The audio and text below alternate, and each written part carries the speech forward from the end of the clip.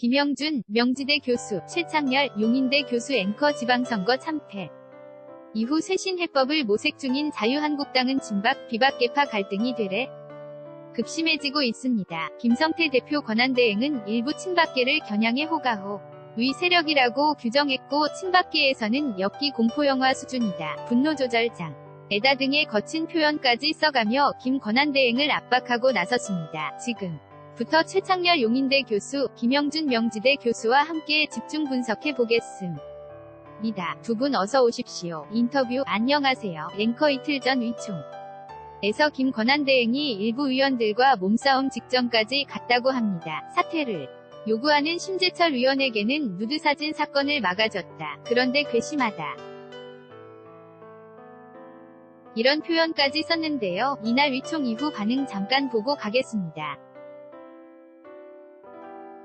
김성태, 자유한국당 대표 권한대행, 정략적 의도로 당을 흔들고 자신들의 정치적 의도를 충족하기 위한 정치적 행위에는 제가 단호하게 대처하겠습니다. 김진태, 자유한국당 의원, 막장을 넘어 엽기 공포영화 수준입니다. 저를 상대로 더는 용납할 수 없다고 했는데 이건 거의 분노죠. 절 장애가 아닌가. 앵커 지금 이런 반응들을 보니까 한국당은 여전히 당 내 수습이 안 되고 있다. 이렇게 보이거든요. 인터뷰 글쎄요. 지방선 거의 결과가 완전하게 참패했는데 여전히 지금 한국당 내의 비상대책위원장을 대충 후보가 정해졌잖아요. 저렇게 이른바 친박과 비박의 갈등 구도가요. 전이 계속된다는 게 도저히 이해가 안 가요. 저는 하나 일단 중요한 게 한국당이 지금 지방선거와 재보궐선거의 참패의 민심을 오독하고 있다고 봐요. 잘못 읽고 있는 거예요. 도대체 이것이 무엇인가에 대해서 여전히 모르고 있다. 물론 선거가 이제 21대 총선이 후년이니까 선거가 많이 남았기 때문에 그동안 보수가 다시 재집결할 수 있다고 생각하는지 모르겠으나 본적으로 어떻게 저런 표현을 써가면서 글쎄 이게 양비론이 될지 모르겠습니다마는 친박, 비박 그리고 복당파, 잔류파가 될지 모르겠어요. 이런 식으로 계속한다는 건 저는 민심을 완전하게 난독 또는 오독하는 것이고 또 하나는 유권자의 수준을 제1야당으로서 너무 무시하는 거다라는 생각밖에 안 들어요. 어떻게 이렇게 할 수가 있는 것인지. 지난 재작년 촛불집회 후에 작년에 조기 대선이 있었고 그야말로 전무후무한 대참패를 당하고 난다. 음에 저런 모습을 보인다라는 것. 저는 비상대책위원회가 구성된다고 하더라.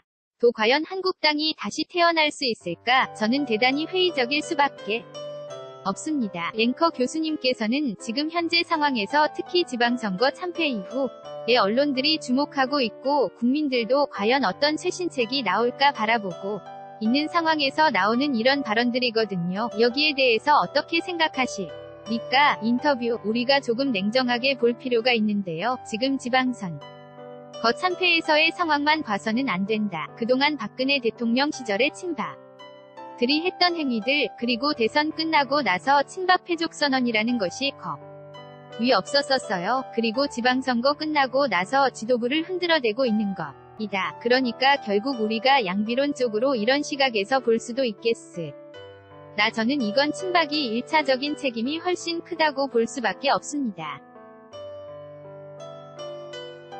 2007년도 당시에 대통합민주신당이 정동영 후보가 531만 표 차이로 주 참패를 했어요. 그때도 언론은 전부 다 진보 몰락이었습니다. 가장 먼저 나온 게 바로 친노 패족 선언을 했어요. 우리가 잘못했기 때문에 국민들의 심판을 받았다. 그런데 지금 친박이 패족 선언을 한 걸 들어본 적이 있나요? 단 한 명도 자신들이 저렇게 당당하게 얘기할 수 있는 용기를 박근혜 대통령 시절에는 왜 못했나? 그러면서 지금 와서는 예를 들어서 박에 관련돼서 특히 복당파와 관련해서 계속해서 흔들어댄다라는 것은 제가 볼 때는 친박이 갖고 있는 기본적인 정치적인 이러한 상황으로 본다고 한다. 면 저는 1차적으로 훨씬 더 큰 책임이 있다라고 보고요. 지금은 어차피 비대위원회라는 게 구성이 된다면 결국 이 상태는 시간이 지나면 비대위체 제로 해서 움직일 수밖에 없다면 움직일 수 없다면 여기서 또다시 원내대표를 흔들고 그만두라고 한다는 것은 이 자체적으로 모든 지난 과정을 막아버리는 거예요. 그래서 국민들이 봤을 때는 도저히 받아들이기 어렵죠. 저런 개 참패했는데 위총에서 저렇게 이해할 수 없는 언동들이 나오는 것에 대해 서는 많은 부분 수긍은 하지만 아주 냉정하게 봤을 때 무엇이 문제냐라는 것을 보면 저는 핵심의 가장 절정에는 친박의 책임이 너무 반성과 더 나아 가서 참회가 없다라는 걸 먼저 말씀드리고 싶습니다. 앵커 의원총회 상황을 지금 얘기하고 있는데 아무래도 비공개 상황이라고 하더라도 굉장히 민망한 발언들이 계속 이어졌습니다. 김성태 권한대행이 심재철 의원을 정조준에서 발언한 내용인데요. 보면 누드 사진 보는 모습을 과거에 있었는데 그런 이 노출됐을 때 막아졌는데 또 국회 부의장 하면서 특활비로도 밥 한 번 산 적이 없다. 이런 식으로 얘기했습니다. 심재철 의원은 그런 적이 없다. 라고 얘기를 했고요. 이런 설전까지 벌어지는 것을 보면 사실 국민들의 장에서 봤을 때 이런 아무리 위원총회 비공개 발언이라고 하더라도 이게 그 사진 이런 발언들이 나온다는 게 쉽게 납득이 되지 않거든요. 어떻게 생각하세요? 인터뷰 저런 부분에 대해서 논평할 가치가 있는지 잘 모르게 솔직히 말씀드려서 사실 일반 개인적으로 봐도 저런 말씀을 사석에 서도 잘 안 하는 이야기들 아니겠어요? 제1야당이 지금 중차대한 시기에 저런 이야기를 한다는 게 이해가 안 되는 것이고 적어도 저기에 대해서 더 이상 가치적으로 어디가 잘못됐다 잘했다라는 건 의미가 없는 것 같고요. 아까 김 교수님이 좋은 지적을 해주신 것 같이 저는 한국당이 지난 탄핵 그리고 지난 집권당으로서의 어떤 반성이 전혀 없었어요. 한 번 있다면 지난번에 선거 패배한 이후에 현수막 걸어서 잘못했습니다 하고 큰절했던 그게 다예요. 왜 무엇이 잘못됐는지 목적도 없고 논리구조도 없었어요. 그러니까 친박이건 비박이건 저는 사실 친박과 비박이라는 용어 자체가 솔직히 잘못됐다고 보는데 아무튼 간에 사실 심재철 의원 같은 경우 비박이었어요. 그런데 김성태 권한대행을 많이 흔들고 있는 상황이니까 그 의미가 무엇이 됐든 간에 왜 우리가 참패했는가에 대해서 스스로 자성하고 원인이 무엇인가에 대한 반성이 없잖아요. 적어도 최소한도 거기에 대해서 한 번 정도는 적어도 집단적이고 명시적이고 공개적인 자성이 있어야 돼요. 나의 절차에 불구하더라도 그런 게 없잖아요. 그런 거 없고 계속 지금 김성태 권한대행이 잘못했다. 친박들은 계속 그렇게 얘기하고 있는 것 아니게요. 그리고 친박이라는 것은 사실은 탄핵에 반대했던 세력이잖아요. 그러면 그것이 옳고 그름을 떠나서 분명하게 얘기할 수 있는 것은 민심과 돼 있는 거잖아요. 그게 선거로 나타난 거 아닙니까? 그런데 여전히 저렇게 한다는 건 저는 친박 양비론보다는 친박이 굉장히 잘못했다. 앵커 다 보니까 자유한국당은 개파 간의 전면전이 벌어지고 있는 듯한 양상인데요. 저희가 준비한 그래픽이 있습니다. 보여드리면 일단 김성태 대표 권한대 행은 복당파, 한국당 나갔다가 들어온 복당파, 그리고 잔류파 이런 용어 쓰지 마라. 대신 친박과 비박만 있을 뿐이다. 그러면서 프레임을 잡아가는 듯한 얘기를 했고요. 그러면서 여기에 대해서는 철진한 친박 구도에 대해 정치적 생명 연장 기대하지 마라. 김진태 의원이 반박했습니다. 이렇게 서로 뭔가 프레임 전쟁을 벌이고 있는 이 양상은 또 어떻게 봐야 할까요? 인터뷰 저는 이 상황 속에서 우려스러운 부분을 지적하면 통상적으로 보면 저는 친박은 유구무원이에요. 그럼에도 불구하고 저는 저렇게 당당하게 얘기할 수 있는 이유가 뭘까? 저는 이번 지방선거 결과랑 굉장히 연관성이 있다고 봅니다. 결국은 TK 지역은 이겼다. 그러면 TK는 결국은 친박의 지지가 기반이고 그리고 더 나아가서 박근혜 전 대통령의 핵심적 지지 기반이다. 그러니까 심한 경우 분당을 하든 떨어져 나가더라도 친박의 TK는 살아남을 수 있다라고 하는 그런 확신을 갖고 움직이는 것 같아요.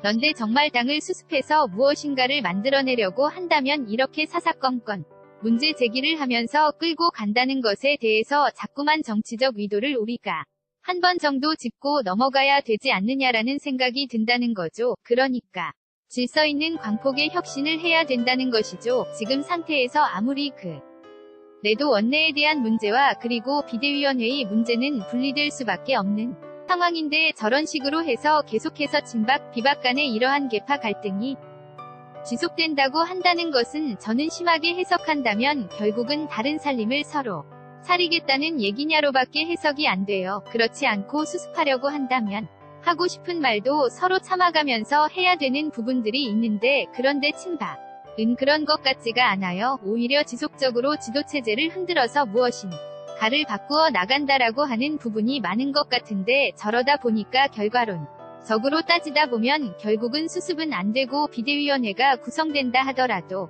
결국은 저게 계속 운영이 될 수 있을까 할 정도로 조금 정쟁을 한다는 것은 좋지만 저렇게 참회 없이 서로가 자신의 주장만을 강조하는 그런 부분 속에서 갖고 있는 우려감들이 분명히 존재할 거라고 봅니다. 앵커 이런 분위기는 반드시 또 여론으로 나타나기 마련인데 이번에 여론조사 결과 이번 주에 있었습니다. 한번 보시면서 이야기를 나누겠습니다. 지금 한국갤럽에서 이번 주에 나온 자체조사 결과인데요. 정당 지지도입니다. 더불어민주당이 여전히 49% 1위를 차지하고 있는데 지금 눈여겨보아야 될 부분이 자유한국당과 정의당의 포인트입니다. 10%로 지금 정당 지지도가 똑같습니다. 지금 보면 10%포인트이고 정의당이 2주 전에 저희가 방송할 때만 하더라도 자유한국당의 턱밑까지 따라붙었다고 얘기를 했었는데 지금은 동률이 됐습니다. 이거 어떻게 봐야 할까요? 인터뷰 정의당은 지금 일관돼 정강 정책이라든지 정당이 지향하는 가치가 아주 계속 일관되죠. 그런 분들이 지금 상당한 성과를 내고 있는 거라고 봐요. 더 거슬러 올라가면 17대 총선 때 민주노동당 그때 10석을 얻었어요. 물론 그때 지역구가 2석이었고 비례대표가 8석이었어요. 물론 1인 2표에 의한 정당정부식 비례대표제가 효력을 발휘했던 건데 그 이외의 이념정당, 진보정당은 사실적 위당이 유일한 거거든요. 민주당도 상대적으로는 진보적이기는 하지만 우리가 진보정당이라고 분류하기에는 한계가 있어요. 정의당이 완벽한 이념정당 진보정당인데 그러한 부분들이 유권자에 의해서 평가받기 시작한 것 같아요. 이번에도 사실 소선거구라든지 단순 다수대표제 때문에 지역구는 못 얻겠지만 비례대표에서 상당한 정의당의 지지가 있는 거잖아요. 그런 부분이 하나 있는가 하면 다른 관점에서 볼 때는 지금 여기서 얘기를 나누고 있습니다. 많은 한국당의 저런 모습들이 도저히 유권자들이 볼 때 기존의 정통적이고 합리적인 보수층들은 한국당을 지지할 수가 없는 거예요. 아주 수구적이고 냉전적인 이념에 여전히 매몰되어 있기 때문에 그런 전통적인 합리층들의 합리적 보수층들의 지지가 빠지면서 또 한편 민주당을 지지했던 유권자들이 더 이상 보수야당에 대한 심판에 대해서 반사이익이 갔는데 민주당도 더 이상 그런 반사이익을 못 누리는 거예요. 그런 것들 세 가지가 결합되다 보니 정의당이 거의 제1야당인 한국당과 똑같아지는 제1야당인 한국당은 11세석이에요. 지금 원래 112석인데 지금 서청원 의원은 아직 탈당계가 안 된 이런 게 있잖아요. 113석 대 6석이 지지율이 거의 비슷한 거예요. 이건 정말 다시 얘기가 돌아가는 얘기입니다마는 제1야당인 한국당이 정말 반성해야 되는 게 저런 데서 나타나는 거라고 생각합니다. 앵커 우리 정당 지지도 그래픽을 다시 한번 보여주시죠. 김 교수님 지금 궁금한 게 그래픽 내용을 다시 한번 보면 49% 민주당에서 나와 있고 지금요. 여기서 좀 더 눈여겨봐야 될 부분이 뭐가 있을까 살펴보면 무당층, 당이 없는 층이 지금 2%포인트가 올랐습니다. 이런 것들도 눈여겨봐야 하지 않을까 싶은데요. 인터뷰 두 가지 면에서 봐야 하는데요. 지금 자유한국 당과 정의당의 지지율이 같기 때문에 정의당이 굉장히 나름대로 지지도가 상승했다는 부분도 있지만 한번 보십시오. 자유한국당과 바른미래당은 거의 차이가 없어요. 이전 주와 변동이 없다는 거죠. 지금 조금 전에 얘기했던 정의당이 나름대로 제1야당으로서의 위치를 확보하려고 한다면 어떤 것이나 와야 하느냐면 자유한국당의 지지는 떨어지는데 정의당의 지지가 올라갈 경우는 그게 가능해요. 그런데 저 현상은 왜 나오느냐면 결국은 민주당의 지지가 떨어지면서 정의당이 흡수하고 있다. 이건 결국은 자유한국당만의 경고가 아니다. 민주당으로서도 굉장한 경고를 받아야 하는 부분들이 있는 거예요. 지금 벌써 3주, 4주째 지속적으로 지금 민주당의 지지도가 떨어지고 있거든요. 그건 왜냐하면 경제적 성과와 관련돼서 나타나고 있는 부분이요. 평화 이슈 부분이 한 템포 흘러가면서 경제 이슈로 바뀐단 말이에요. 그러다 보니까 결국 자연스럽게 노동자를 위한 노동의 가치, 노동의 당당, 한 나라, 그리고 최저임금을 포함해서 52시간 근로시간 단축과 관련된 것을 어떻게 극복할 수 있느냐는 대안을 계속 끊임없이 정의당은 내놨단 말이에요. 이러다 보니까 노동자 계층들을 중심으로 해서 과거 민주당을 지지했던 사람들이 지금 정의당으로 옮겨가고 있다는 것, 이것을 굉장히 주목이 봐야 되고요. 그리고 무당층이 24%라는 것은 전부 다 합쳐보십시오. 바른미래당, 지금 자유한국당 그리고 정의당 합친 규모랑 같다라는 거예요. 이건 결국 한국의 정당 정치가 얼마나 취약하다는 것을 보여주는 부분들이 있는 거기 때문에 이게 앞으로 계속해서 국회가 공전이 되고 국회가 국민들로부터 결국은 지지를 받지 못하면서 중요한 민생 법안 같은 것들을 내놓지 못하고, 지금 경제가 굉장히 어려운데요. 경제와 관련해서 혁신과 규제, 개혁을 위한 이러한 법안을 통과시키지 못한 상태에서 또다시 국회가 만약에 협치를 잃고 서로 갈등으로 가면 무당층의 규모는 더 늘어날 수밖에 없다. 단순하게 지금 자유한국당과 이런 정의당의 비율이 동격이라는 이걸 넘어서서 상당히 많은 함의를 갖고 있는 여론조사라고 저는 봅니다. 앵커 무당 층은 24%가량, 과연 표가 어디로 갈지 이런 것들도 나중에 민심의 이동들 도 지켜봐야 될 텐데, 저희가 방송에서 여론조사 나올 때는 고지를 해드려야 하는데 간단하게 언급드리면 한국갤럽에서 지난주에 실시를 했고 전국 19세 이상 남녀 1200명을 대상으로 진행을 했고요. 휴대전화 그리고 직전화 RDD 방식 15%를 포함해서 저희가 플러스 마이너스 3.1% 신뢰수 준의 표본오차는 95%가 된다는 점 고지해드리고 넘어가도록 하겠습니다. 그리고 이렇게 지금 지지율 자체가 자유한국당 입장에서는 굉장히 위기다, 이렇게 볼 수 있는데, 그렇다면 새로 오게 될 비대위원장이 뭔가 구심점을 잡을 수 있어야 될 것 같거든요. 구심점을 잡을 수 있을지. 지금 후보는 5명이 나와 있어요. 인터뷰 후보가 5명이 김병준 교수가 있고 박찬종 변호사, 그리고 이용구 한국당 당무위원장, 전 당무감사위원장이죠. 고 중앙대 총장도 했고요. 이용구, 지금 화면에 나오고 있습니다마는 그 다음에 전희경 위원하고 김성원 위원, 이렇게 5명인데요. 어느 분이 될지는 모르겠어요. 17일 날 발표한다는 건데, 아까 얘기했던 것처럼, 조금 전에 얘기한 것처럼 기본적으로 한국당 내의 계파 갈등은 일단 공천권에 관련된 것 같아요. 비대위원장이 완전하게 공천권을 틀어지고 할 수 있을지가 단 첫째 의문이고요. 또 하나가 과거의 비대위원장 체제가 성공했던 게 김종인 체제가 그랬고 박근혜 체제가 그랬어요. 그런데 그건 일단 총선이 다 놓고 앞에 있었고, 또 비대위원장들이 카리스마가 있었고, 지금 이 5인물들은 보면 그런 인물들에 비해서 카리스마가 적은 것 같고요. 또 시기로 볼 때 선거가 너무 많이 남았고, 또 하나는 지금 현재 한국당 내에서 벌어지고 있는 계파 갈등이 워낙 치열하고 상식을 넘는 수준이기 때문에 과연 이분 중에 누가 되더라도 한국당이 참패했던 원인을 해소해 가면서 혁신하고 쇄신하면서 그런 부분들을 유권자에게 보여줄 수 있을까는 솔직히 대단히 회의적이기는 합니다. 앵커 그렇군요. 지금 정진석 전 원내대표가 한 말이 있습니다. 자유한국당이라는 배는 완전히 침몰했다라고 이야기했습니다. 등의 골이 너무 깊기 때문에 비대위가 구성이 된다고 하더라도 이 골을 풀어낼 수가 있을지, 그게 참 관건이거든요. 인터뷰, 그래서 비대위원장 정에 있어서 중요한 기준이 마련되어야 되는 거죠. 공천을 몇 개월 남긴 상태에서는 인적 쇄신이 용이하고 개혁적인 그러한 나름대로의 행보를 한다고. 하지만 지금은 다음 총선이 한 1년 10개월 정도 남아있고요. 친박대, 비박대, 이런 갈등 구조가 있고, 김종인 비대위 체제나 2011년에 박근혜 비대위 체제가 성공했었던 것은 유력한 대권 후보가 후원을 한다든지 직접 비대위원장을 맡았기 때문에. 그런데 지금 굉장히 총선도 오래 남았고, 그리고 계파 간의 갈등도 심하고, 그리고 유력한 대권 후보도 없다. 그렇다고 한다면 최소한도 비대위원장의 가장 중요한 덕목은 뭐냐 하면 이건 정치력이에요. 그러니까 이 정치력을 가지고 여하튼 간에 두 계파를 봉합해 나가면 혁신해야 된다고 한다면 4가지가 굉장히 중요한데 정치력과 대중성 그리고 개혁성과 당의 정체성입니다. 이 4가지가 과연 이 5명 중에서 면 저는 오히려 박찬종 전 의원이 굉장히 이 부분에는 맞는 것 같아요.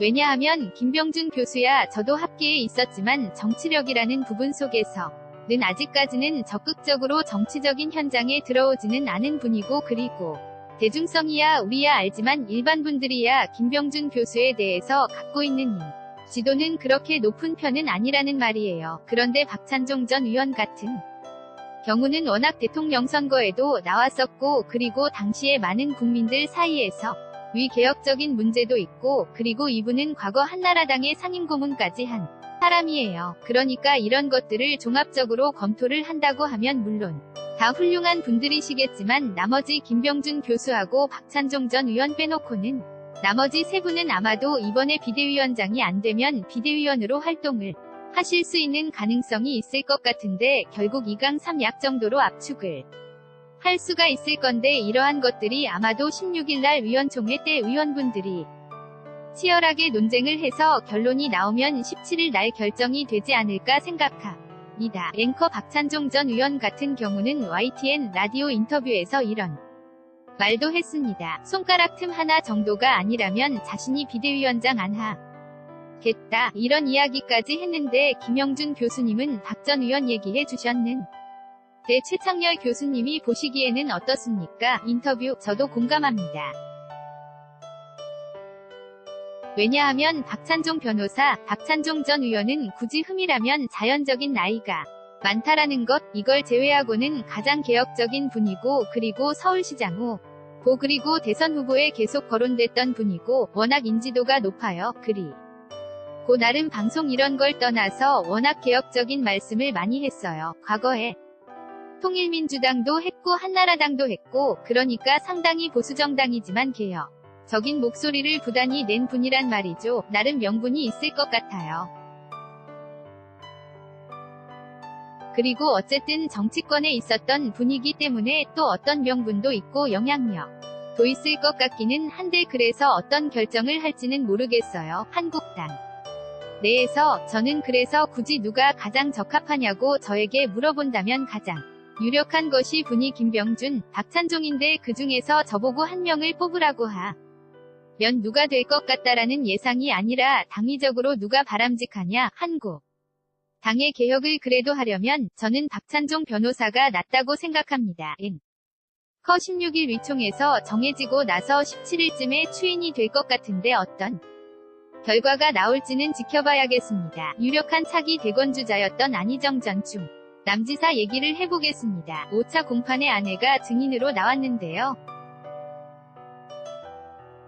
그날 심경 어땠을까요? 안 전 지사 이야기를 들어보도록 하겠습니다. 안희정 전 충남지사 지난해 2월 여러분께 좀 못났다고 욕먹어도 좋습니다. 제 아내가 저한테는 가장 큰 스승입니다. 안희정 전 남지사 어제 부인이 증인신문을 받게 됐는데 심경이 어떠십니까? 달리 드릴 말씀이 없습니다. 앵커 유구무원이다 이런 뜻인데 결국은 사실 지금 안희정 전 지사의 재판의 양상을 보면 김지은 씨 재판에서는 비공개로 증인신문이 이루어졌었고 안희정 씨 측에서는 이런 부분들이 공개적으로 재판 내용들이 나오면서 원색적인 얘기들도 많이 나오고 있는 것 같아요. 지금 양상 흐름을 어떻게 봐야 될까요? 인터뷰 이 재판은 2가지 관점에서 봐야 되는데요. 하나는 성폭력이냐 아니면 한마디로 연애냐라는 분들인 것이죠. 특히 성폭력 중에서도 업무상 위계에 따른 성폭력이었느냐 아니면 자발적으로 합의에 의해서 이루어진 비록 불륜이지만 연애냐라는 분에 대한 것들이 가장 큰 핵심적인 쟁점이 될 거라고 저는 보고요. 그런 와중 속에서 지금 무차별적인 여러 이야기가 나오는데 과연 피해자에 대한 부분들을 우리가 생각해 본다면 이것은 2차 피해자, 여성으로서 2차 피해자로서의 그런 부분들도 더 많은 신경을 써야 할 거라고 저는 봐요. 그러니까 지금 김지은 씨 측에서도 얘기하는 것이 언론의 보도 내용은 대부분 이러한 물론 안희정 전 지사 쪽 중심이 돼서 나오고 있는 것들에 대해 서유감 표명을 많이 하고 있는 부분들이 있는 거거든요. 그러니까 조금 전에 아내가 가장 큰 스승이라고 했는데 지금은 아내한테 회초리를 맞고 있는 심정 아니겠습니까? 그리고 그렇게 큰 스승이면 그 스승한 잘해야지. 것을 지금 물론 부인은 어떤 형태든 간에 이것을 법적으로 폭력에 의한 그런 것을 면하기 위해서 저렇게 법정 증언하고 물론 법리적 논쟁이기 때문에 저희가 뭐라고 단정 지을 수는 없어요. 다만 법리 논쟁을 넘어서서 지극히 상식적인 측면에서 평가를 해본다고 한다면 지금 연애를 한 거라고 길을 하고 있는데 연애라는 것은 쌍방 연애이지 한쪽은 연애가 아니라고 하는데 그게 성립될 수 있을까? 더 나아가서 연애했다는 것에 대해서 저렇게 공개적으로 자기가 고통을 증언할 수가 있을까라는 이런 부분 속에서 우리가 볼 필요가 있지 않을까 생각합니다. 앵커 지금 증인으로 출석한 부인 민주원 씨가 그래도 남편 안전지사에게 유리한 증언들을 쏟아냈습니다. 중국 상하원에서 투숙했던 경험담, 체험담 그 얘기가 나왔는데 밤 11시에서 12시쯤에 잠자리에 들었는데 김지은 씨가 살그머니 들어와서 침대 발치에서 3에서 4분 동안 우리를 내려다봤다. 이런 이야기까지 증언을 했거든요. 인터뷰 안희정 전 지사의 부인은 저렇게 얘기했고 또 김지은 씨 측은 또 저렇지 않다. 어떤 문자를 받고 그 위험을 막으려고 가 있었기 때문이었다고 얘기를 했기 때문에 전혀 알 수 없어요. 피고인 측의 증언과 피해자 측의 증언이 전혀 다르거든요. 지금 하나의 팩트를 가지고 그야말로 이 부분은 우리가